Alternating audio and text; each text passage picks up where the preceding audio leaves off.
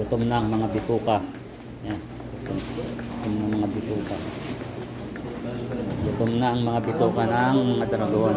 Yan. Pupunta na ang mga pusa.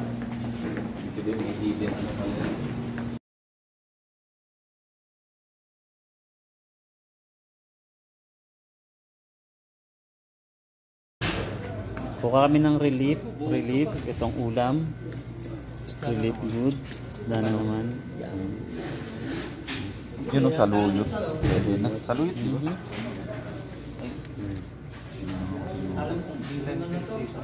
Pwede na ilagay sa doon, di ba? Yung hawakan. Gutom na mga